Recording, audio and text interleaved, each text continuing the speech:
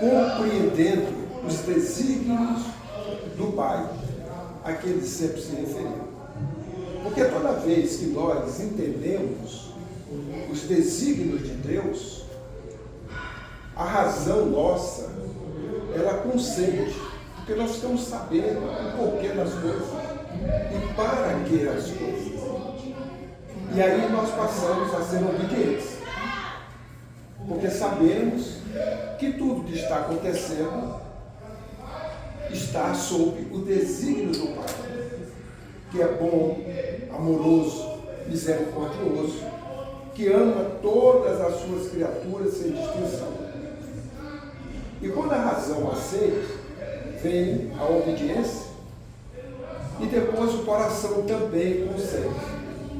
Vem a resignação. Duas virtudes importantes que Jesus nos ensinou. E quando ele diz que é brando e humilde de coração, ele quis dizer que ele é obediente. Porque humildade é a pessoa ser obediente. Quem é obediente é humilde.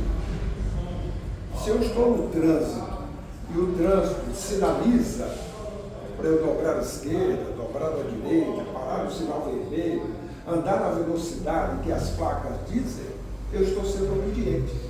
Eu estou sendo humilde, porque eu estou me submetendo à lei que me diz a melhor maneira de eu andar no tráfego. Então Jesus foi o maior entre nós que teve a maior fidelidade ao Pai, a Deus. Por isso ele é o exemplo maior de humildade, porque ele foi o exemplo maior dos evangelhos de feitos, que quer dizer de seguir a lei divina, que é a lei de amor. Mas não é o amor vulgar, este amor que nós estamos ainda crescendo, porque não somos ainda instruídos e depurados para sentirmos e termos a vivência do amor que Jesus teve e tem. Porque o nosso amor, diz Joana de Ângeles, que é a veneranda, o Espírito, que nos traz muitas informações por obras, pela mediunidade do Divaldo, de que o amor tem uma variedade, uma escala, para que atenda à nossa própria evolução. O amor já foi paixão. O amor hoje que nós vivemos é o amor sensual, é o amor egoísta, é o amor posse. E o amor de Jesus sublima e suplanta tudo isso. É o amor puro, é o ponto mais sublime do sentimento. E o Espírito Lázaro fala do Evangelho, segundo o Espiritismo, quando ele trata da lei de amor, dizendo de que no início nós tínhamos instintos. Quando nós avançamos corrompidos, e é importante frisar isso, porque nós avançamos submetidos ao lei do progresso. Corrompido porque nós avançamos afastados da lei do mundo, afastados da lei divina. E toda vez que nós estamos afastados da lei divina, nós não somos humildes, porque não somos obedientes. E vem como consequência dor e sofrimento, causado por nós mesmos. Por isso que Jesus, no convite, diz para que nós tenhamos sobre nós o seu jugo, o seu evangelho, a lei de amor, os seus ensinos, para que nós possamos prosseguir nesta linha de fidelidade a Deus. Então crescemos, avançamos fora da lei divina, e diz o Espírito Lázaro que nós temos sensação. Mas quando nós avançamos instruídos e depurados, aí nós temos sentimento. Analisando isso, verificamos que nós estamos saindo da sensação para o sentimento. E depois ele vem dizer que o ponto mais sublime do sentimento é o amor. É o amor de Jesus que nós um dia vamos ter. De olhar a todos indistintamente como filhos de Deus. Porque ele também deixou o ensinamento. Bem-aventurados os mansos ou os brandos, que herdarão a terra. E bem-aventurados os pacíficos, porque serão chamados filhos de Deus. Então o amigo divino, Jesus, quando esteve entre nós, deixou esse legado do Evangelho, esse legado de amor, e fez um convite para que nós tomássemos o seu Evangelho sobre nós para aliviar as nossas dores e tirar as sobrecargas que nós temos. Por isso que o São João, ele é suave, porque passamos a compreender as dores, os sofrimentos, as sobrecargas que aparecem para cada um de nós. E aí o fardo fica leve. A gente avança confiante, como ele fez, confiante em Deus, nos desígnios do Pai. Esse foi o convite. Mas ele fez uma promessa. Naquele momento da última ceia, ele falou para os seus discípulos de que ele iria pedir ao Pai para trazer um outro Consolador. Veja bem, outro. Porque o Consolador é o seu Evangelho. É a sua doutrina, é a lei de amor. Mas ele ia pedir ao Pai um outro Consolador, porque esse outro Consolador explicaria todas as coisas que ele contou, que ele falou, as verdades através de histórias, de parábolas, de alegorias, porque a linguagem que Jesus falava à época era uma linguagem muito pobre de adjetivações, e ele sabiamente usou uma metodologia. Ele usava os costumes da época que as pessoas tinham nos hábitos do dia a dia. E diante daqueles exemplos que ele trouxe, eles utilizavam destas coisas para poder trazer uma parábola com um significado quando nós retiramos da letra o espírito. E à época, a ciência não era desenvolvida.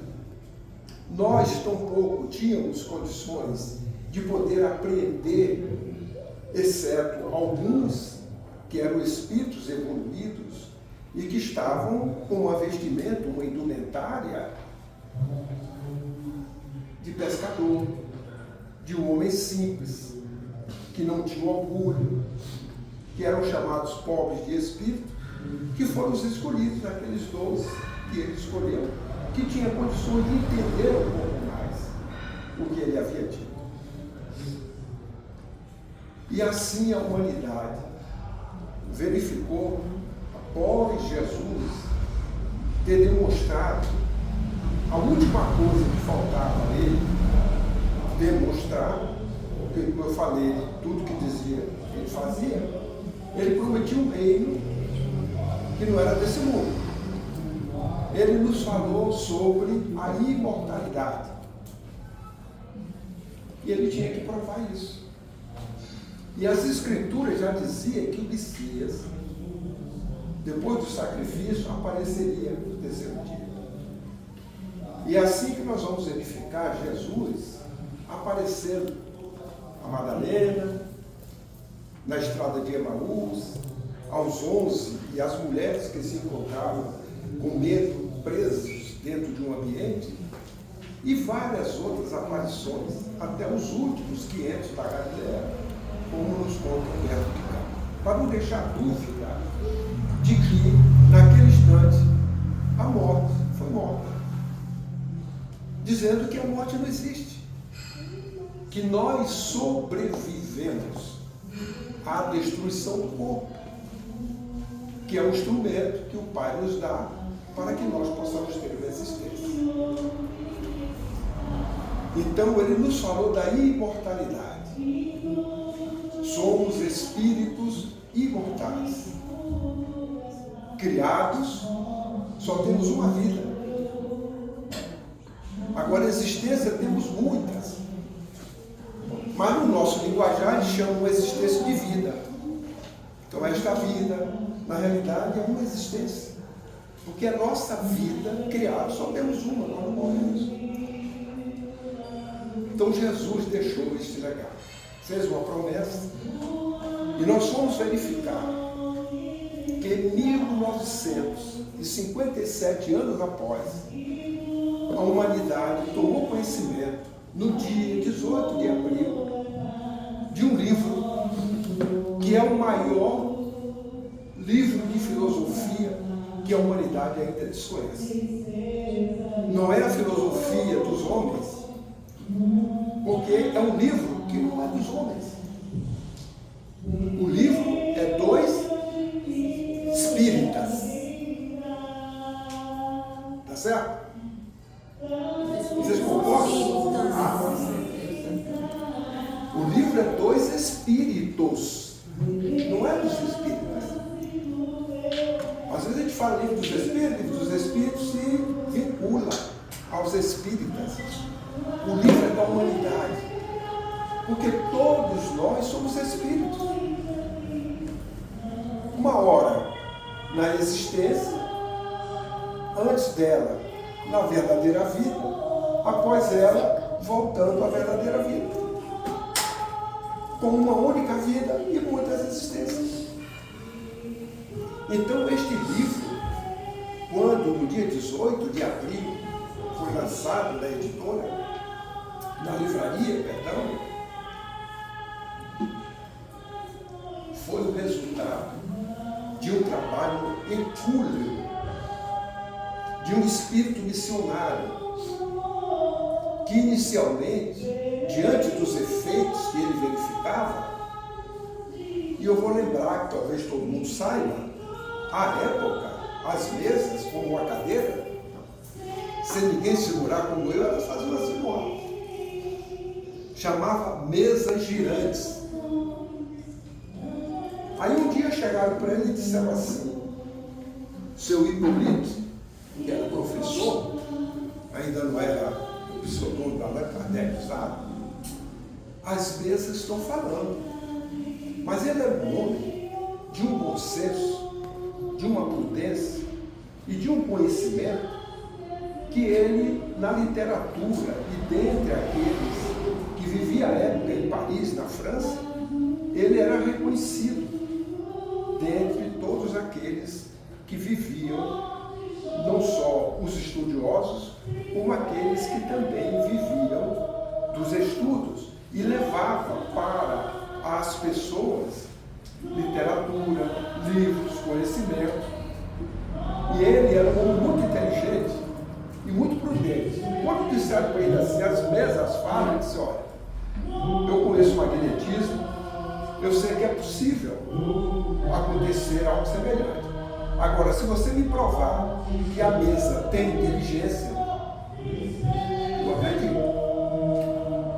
Porque ele dizia que é um axioma, é uma coisa que tem uma relação, você não precisa nem provar. Para todo efeito tem que ter uma causa. Nós estamos ouvindo um efeito agora no som. Não estamos ouvindo? Além do meu? Tem uma causa. A causa está do lado.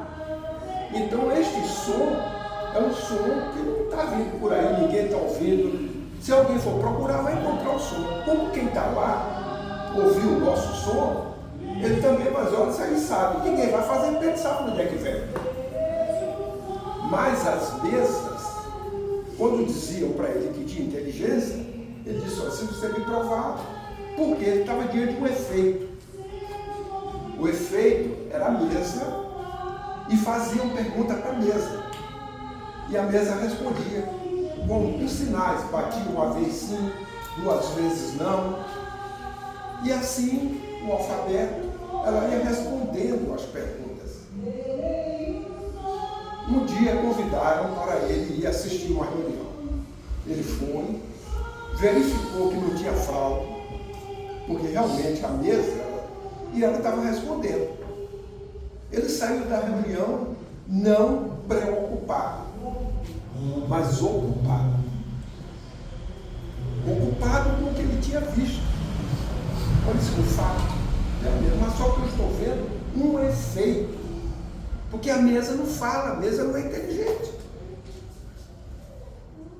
Uma inteligência está usando a mesa. Porque as respostas são inteligentes. Se o efeito é inteligente, a causa é inteligente. E aí ele debruçou para atender a necessidade dele.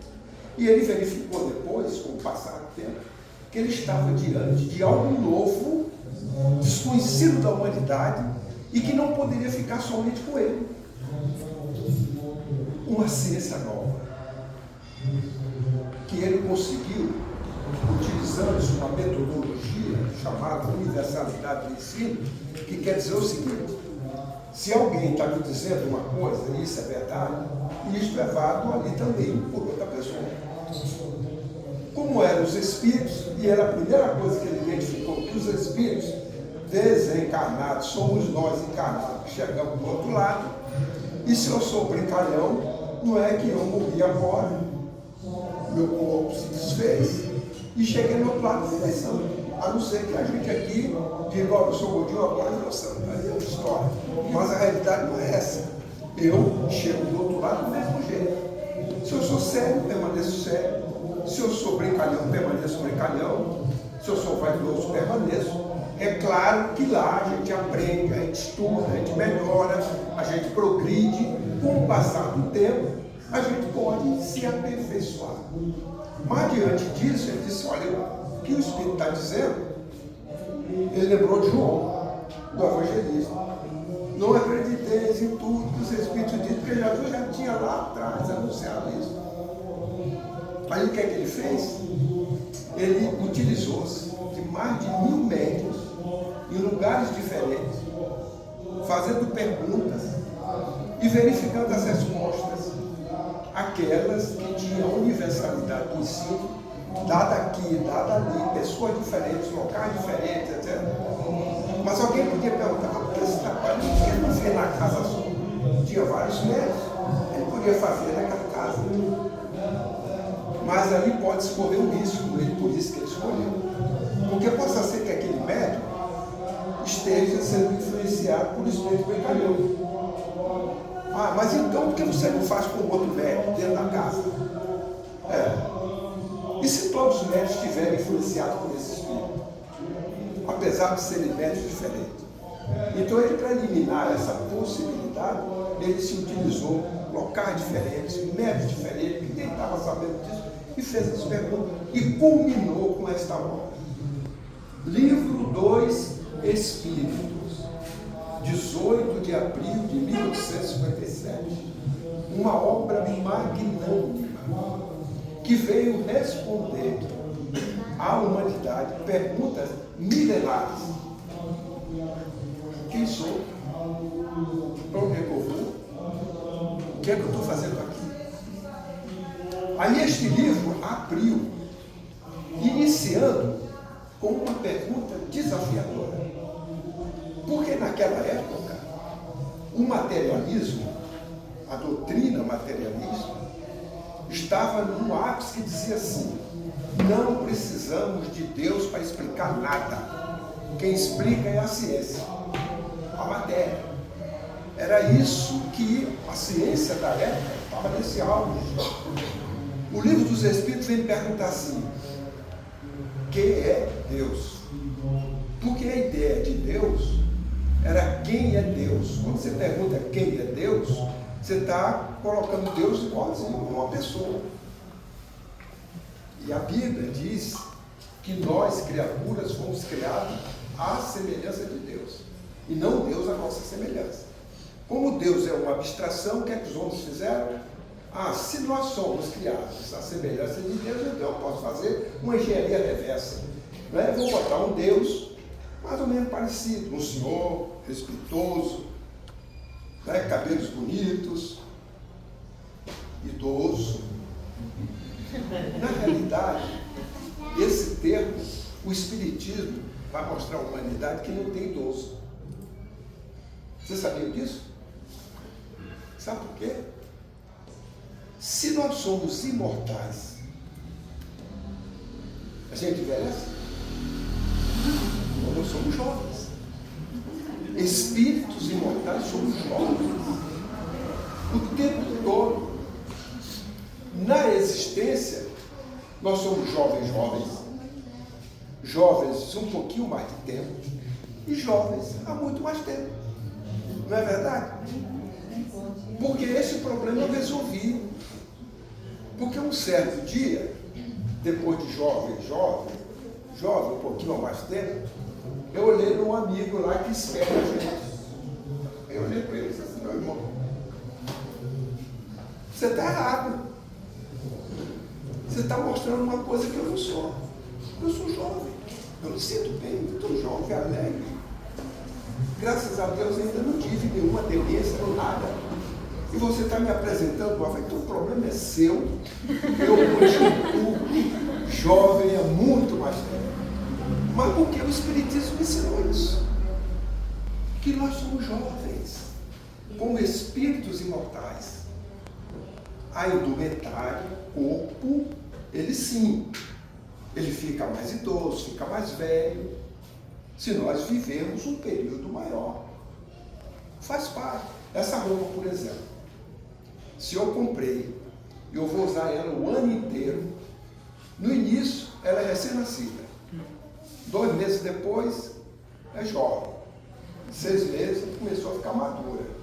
Talvez não chegue nem ao final do ano, porque já começou a rasgar. Não é?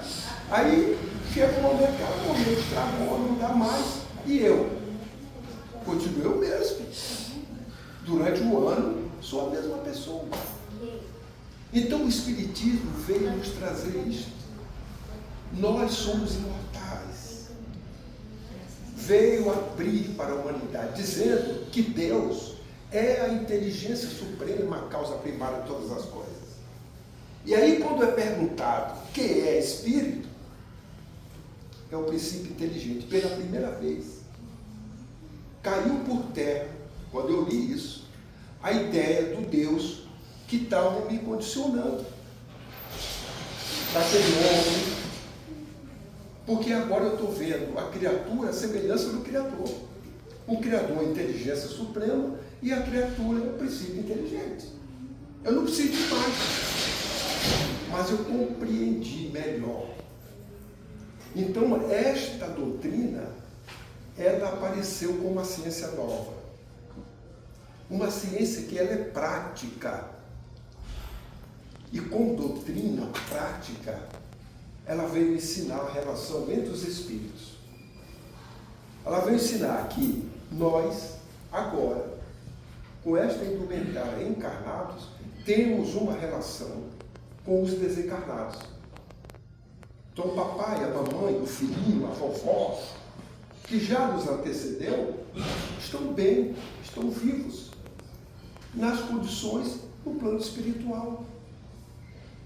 Se estiveram mal, foi temporário. Foi um período de aprendizado, consequência dos atos praticados, porque Deus não castiga.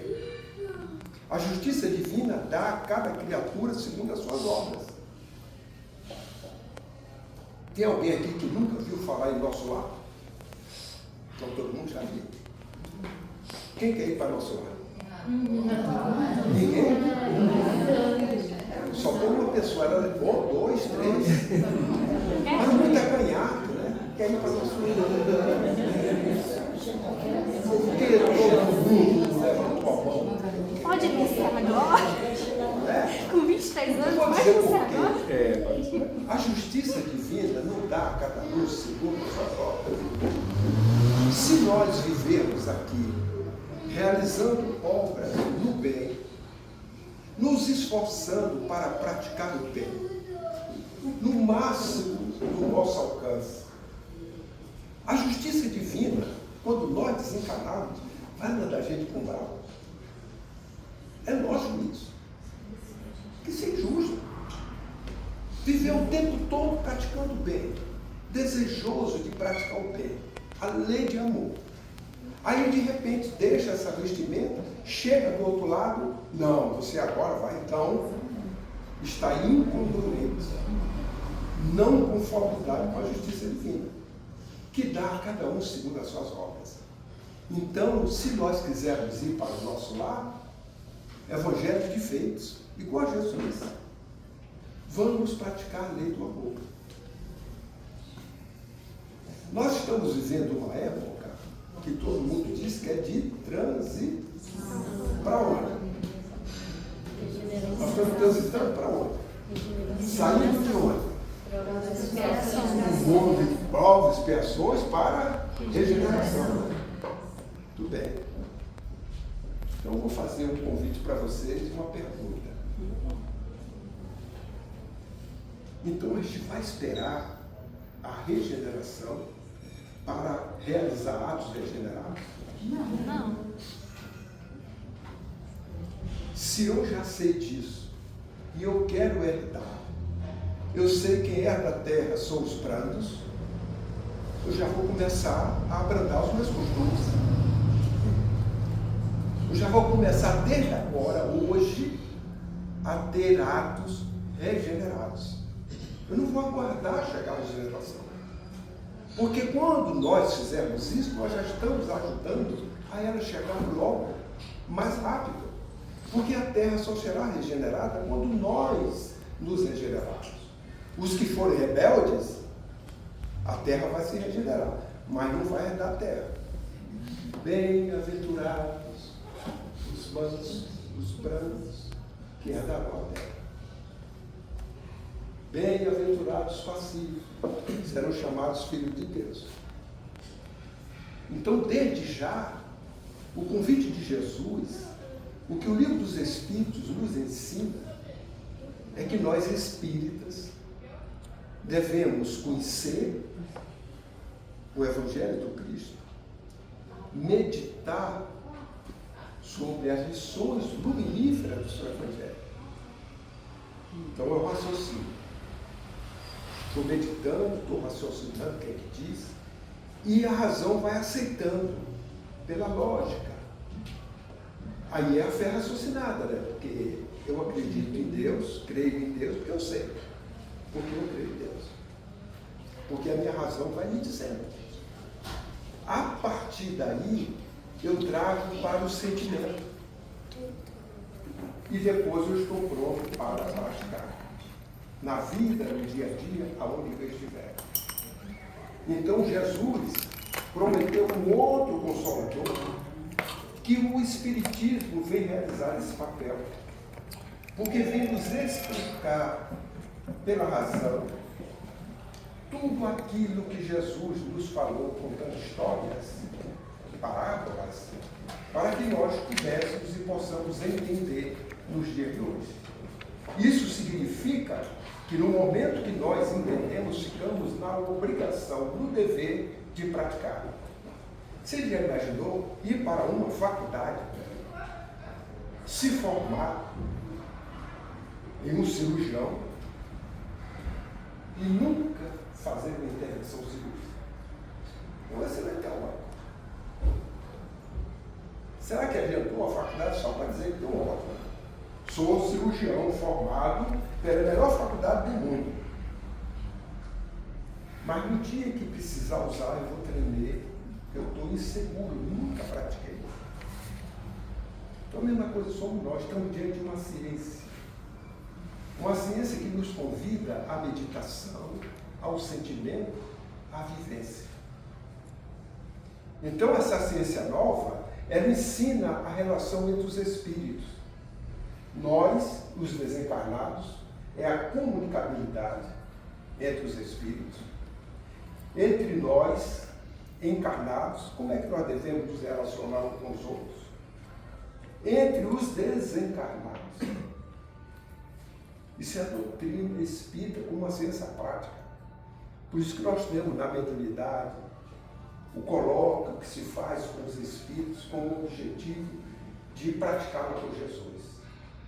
Agora, como uma filosofia, ela nos ensina que essa vida de relação tem consequências morais. Então, na hora que eu me relaciono com o Moroni, e essa relação aqui é uma relação conflitante, as consequências morais, eu vou responder por ela e ele também. Se a nossa relação é de irmãos em humanidade, é uma relação com os costumes abrandados, é aquela relação, tome sobre vós o meu jugo, que diz para nos amarmos mutuamente uns aos outros, as consequências morais são felizes. Por isto que todos nós vamos ao nosso lado. Porque a vida de relação nossa, seja em casa, na via pública, na casa espírita, aonde nós estivermos, é uma relação de respeito mútuo. Amar o próximo, ser indulgente com o defeito ou a imperfeição do outro. Se tiver que fazer alguma desculpa, ter misericórdia ou perdoar, nós fazemos. E aí nós estaremos nos preparando para quando voltarmos à verdadeira vida, ir para o local condizente com os evangelhos de feitos que nós fizemos na reencarnação. E aí iremos para nosso lar, ou para outras colônias semelhantes ao nosso lar. Porque seremos ditosos, conforme o Espírito de verdade fala no Evangelho segundo o Espiritismo. Ditosos todos aqueles que trabalharem unidos, para que quando ele chegue a obra esteja pronta. Então nós, e aprendemos com a doutrina espírita, é para que nós possamos nos amar dessa vida de relação.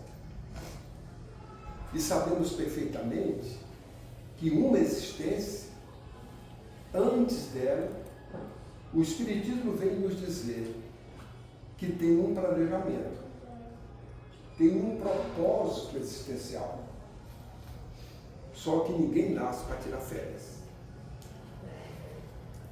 Cada um de nós aqui, olha, antes de nascermos, tem um planejamento espiritual, a família que nós vamos pertencer, aos amigos que vão ficar próximos, o que a lei de afinidade vai nos trazer.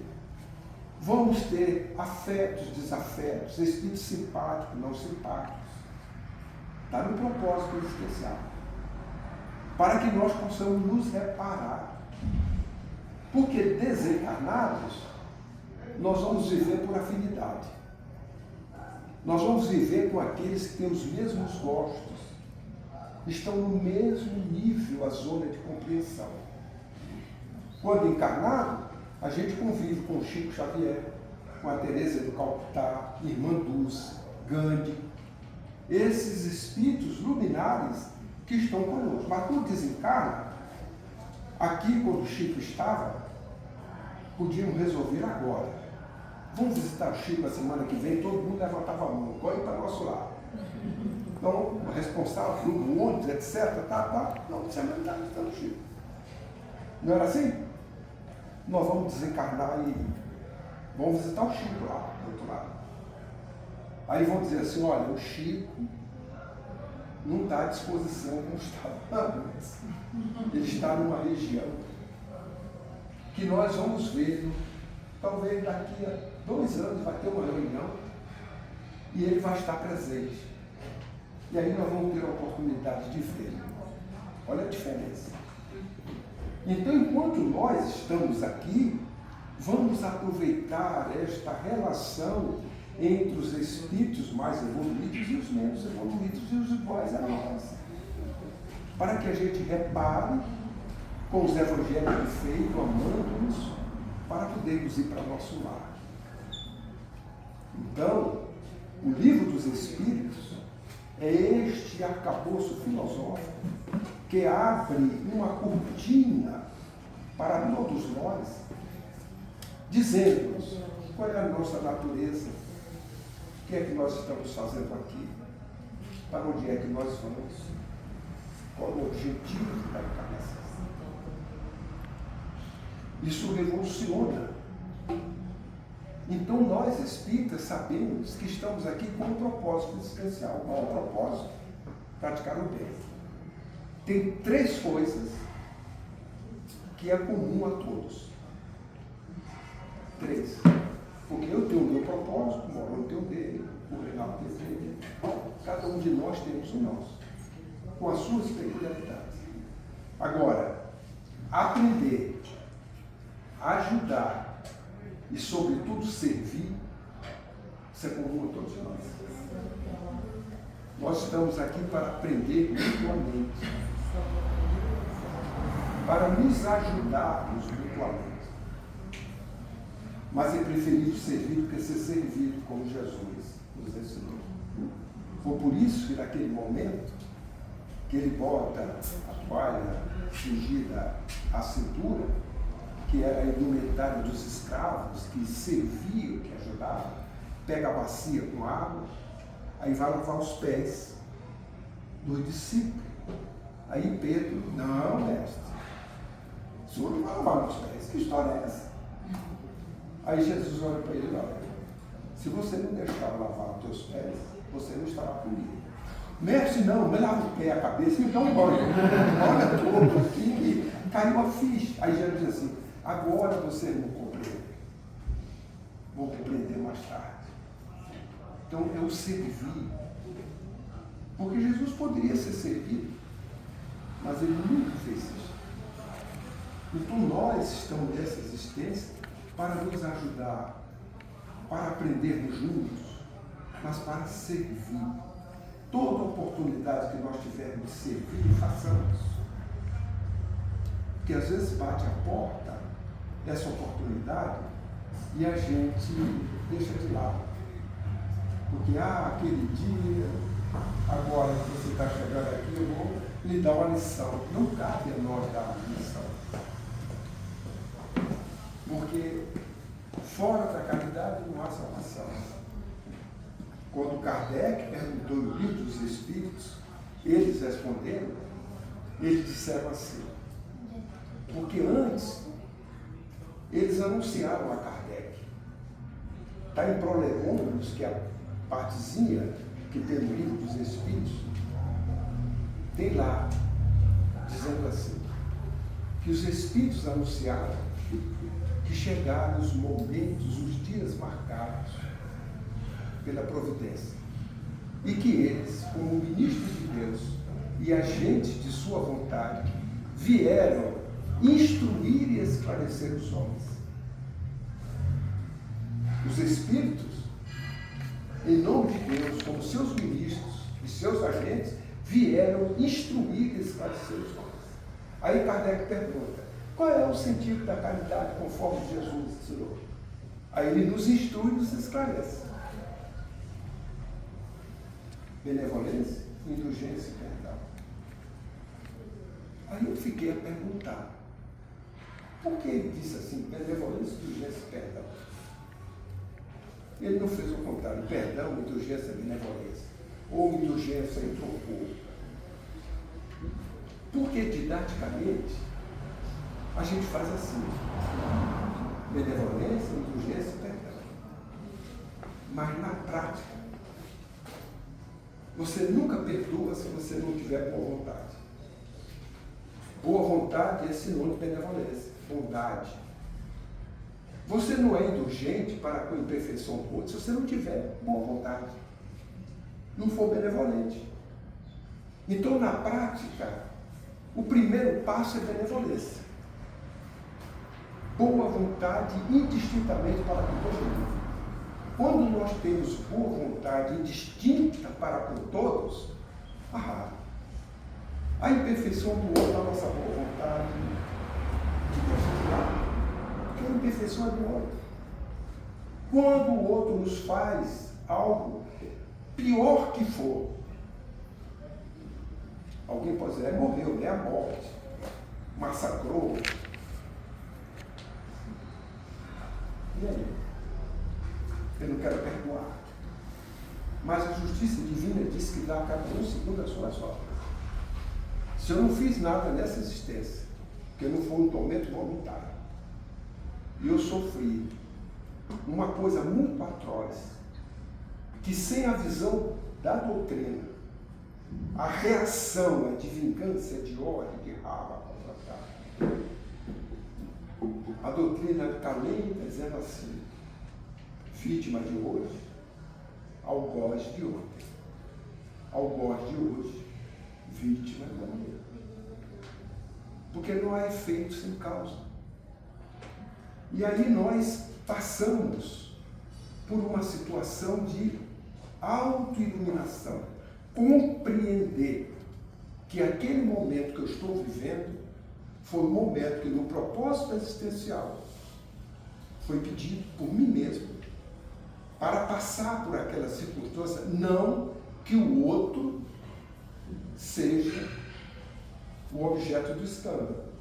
Porque a justiça divina pode cobrar de nós por muitas formas, sem precisar de outros para cumprir a justiça divina. E aí eu passo por uma circunstância que eu sou conduzido a dar o exemplo, o testemunho do perdão. E aí nós que conhecemos o Espiritismo, chega na hora, eu não tenho boa vontade, eu não perdoo, porque se eu tiver, eu perdoo. E para finalizar, mostrando de que nós, quando passamos por um resgate, nós não precisamos de outros para que aquele resgate seja feito. Por isso que Jesus falou, o escândalo ainda é necessário, mas ai daquele que for objeto de escândalo. Então nós estamos vivendo momentos graves, difíceis, mas não esqueçamos, nós pedimos para protagonizar esse momento. E a misericórdia do Pai concedeu. Mas nós pedimos por quê? Porque nós somos apologistas do sofrimento? Não. Porque verificamos que esse é um laboratório perfeito para nós protagonizarmos o bem, para nós darmos o exemplo do testemunho que nós já somos capazes de fazer o Evangelho de vez. Conhecer o Evangelho, hoje, redivivo pela doutrina do Espírito, e poder colocar em prática nestes dias tão graves, mas repleto de oportunidade para o nosso testemunho. E como eu prometi, para finalizar, eu vou contar um fato do Humberto de Campos do Couto. Na época da escravidão, perto da cidade de Resende, no Vale do Paraíba, sai de São Paulo para Rio de Janeiro, havia uma fazenda. E os donos da fazenda, à época, uma senhora, eles tinham o hábito de ir ao Rio de Janeiro. E demorava lá um período longo e voltava. E assim foi feito com aquela senhora dona da fazenda. Na volta, que passou lá um tempo, que naquela época, para você ir ao Rio de Janeiro, lombo de burro, liteiras, que eram aquelas carroças que levavam, demorava para ir, era uma viagem cansativa. A volta, a mesma coisa. E passava-se lá meses. Mas antes de voltar, mandava à frente alguém para avisar. A senhora está voltando. Aí a fazenda se preparava toda, porque quando ela chegava, ela fazia uma revista dos escravos, das pessoas que ali estavam. E ela, naquele casarão, tinha um salão pela dissertação de Humberto de Campos. Era um salão muito maior do que esse nosso aqui. Ela sentada com uma cadeira posta e passando em revista os escravos, homens e mulheres. Mas tinha uma jovem escrava que estava no canto assim, afastada, com uma criancinha no colo. Aí todos passaram, cumprimentavam, ensinaram, ela ia passando, passando. Por último, aquela jovem. Ela chama. E aí, convida a jovem para ir a um local junto com o capataz. Ela se dirige ao local, é à beira do rio. E Humberto de Campos diz que o rio estava caudaloso, cheio, tão cheio, que vinha toras de madeira, a cor do rio já era barrenta, muitas ondas que aconteciam, redemoinhos. E ali, naquele momento, ela chega para aquela jovem e diz para ela que daria um presente. Que aquela jovem seria libertada, dada a ela a liberdade. Aí a jovem fica muito alegre, porque aquela criancinha era resultante do conluio do filho dela com a escrava. Então aquela criança era dela. E aí ela se sentiu muito alegre e agradeceu, se e contudo depois da conversa ela volta. Ela diz, não, você é livre. Sim, senhora. Volta. Não. Você é livre para sair daqui. E aí ela dá um susto, porque ela tinha que sair, ela não disse. E o caudaloso. E aí ela hesita, se abre, e ela pega o capataz, dá uma chicotada. Final das contas, ela cai no rio. 30 segundos depois, era um corpo de mulher que descia rio abaixo. 100 anos depois, isso foi 1860, cidade de Passa Quatro, Minas Gerais. Havia um casebre no sopé de montanha. Ali vivia uma família. E, um tempo, deu uma chuvarada tão forte que hoje eles chamam de tsunami, porque essa palavra era só para nós, depois de 2004, quando teve aquele maremoto lá na Indonésia. Essa é uma palavra asiática. Aí nós deixamos de chamar maremoto para chamar tsunami, porque foi aquele evento que a primeira onda já levou 150 mil pessoas. Então, naquele momento, estava uma família. E quando olham, a enxurrada era como se fosse tsunami. Era aquela coisa que estava vindo, crescendo, crescendo, e a família começou então a sair, que era a véspera de Natal, e estavam preparando as festividades do Natal. E aí, na hora da saída, saiu um, saiu outro, por último ficou a senhora. E ela, na hora de sair, é levada pela correnteza. 30 segundos depois, era um corpo de mulher que descia e chorava abaixo. Aquela senhora era aquela senhora,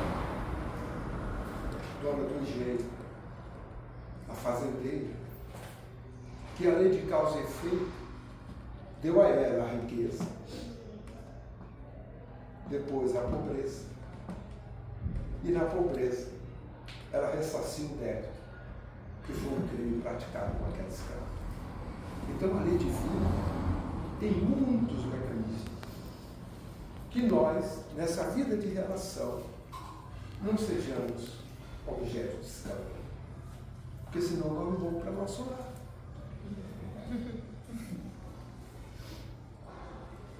Aí o Papai do Céu não vai castigar. Nós vamos pedir para passar por uma situação, para nos quitarmos perante a lei divina. Depois de arrependido, vem a expiação, depois a reparação por forma do Santo Evangelho, capítulo 7 dos Padres. Então, queridas amigas e amigos, eu gostaria de trazer a reflexão desta noite, com muita alegria de aqui estar com vocês, nesta casa, que reinicia suas atividades. Mas eu gostaria de deixar uma recomendação que eu já ouvi de um espírito venerando. Os 10 primeiros anos de uma casa espírita é um período probatório. que nós temos que demonstrar perseverança, fidelidade a Jesus e a Kardec. Demonstrar, protagonizar testemunhos, porque o Espiritismo não precisa de nada em termos de alterar, mudar, porque é inalterável, é imexível. São palavras de vida eterna ressuscitada, o Evangelho de Jesus redivivo. Agora precisa de testemunhadores. Então que nós possamos, durante esses 10 anos, que naturalmente um dia será completo, realizarmos os evangelhos de feito que a doutrina espírita nos convida. O amar ao próximo, de nos amarmos mutuamente na casa, para que essa união nos fortaleça, como é a casa dos amigos. E depois de 10 anos, a espiritualidade vai analisar e vai dar novas tarefas para que a casa possa cumprir. Cada casa de oração, em especial, o centro espírita, ele não está isolado. Vocês não criaram aqui por acaso. Tem uma rede.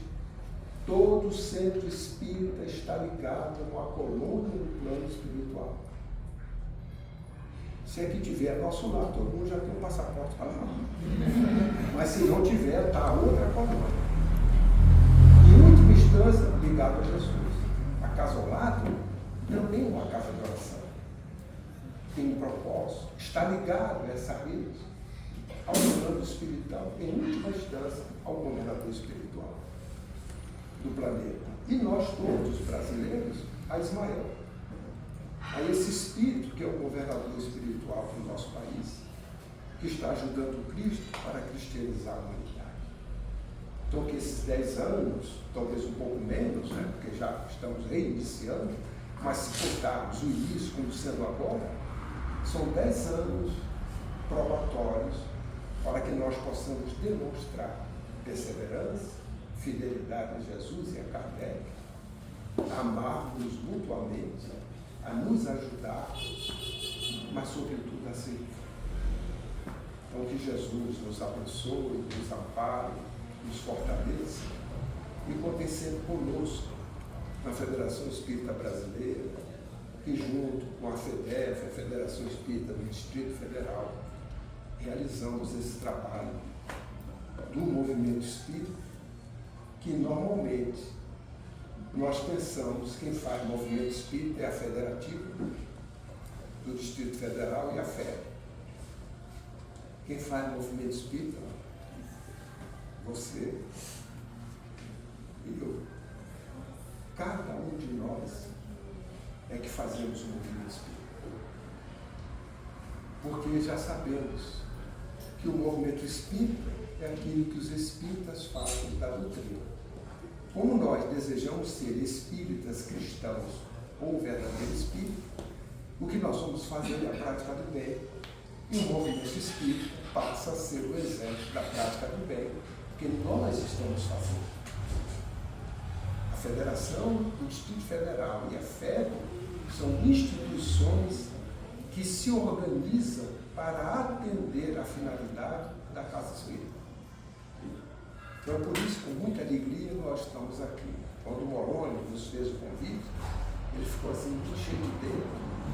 Ele perguntou: você pode? Claro que eu posso. Não posso dizer nunca não a uma casa espírita que nos convida para estar juntos, principalmente numa casa que inicia suas atividades. Para dizer a vocês que estamos juntos, batam a porta quando achar conveniente. A FEDEF, a Federação Espírita Brasileira, está tão pertinho daqui. Imagine uma casa espírita como a daqui hoje, lá no Amazonas. E nós estamos lá junto com eles, apesar da distância. Então, com vocês também é a mesma coisa. E a gratidão, a solidariedade que eu já pude observar aqui. Então, quem está de amarelo é de outra casa espírita, Não é? Mas tem outros que estão com outras cores, que são de outras casas espíritas e que estão aqui dando esse apoio mútuo. Solidariedade. Trabalho solidário e tolerante. É o que o codificador deixou para nós. Então, muita paz, que Jesus nos abençoe hoje e sempre. Muito obrigado.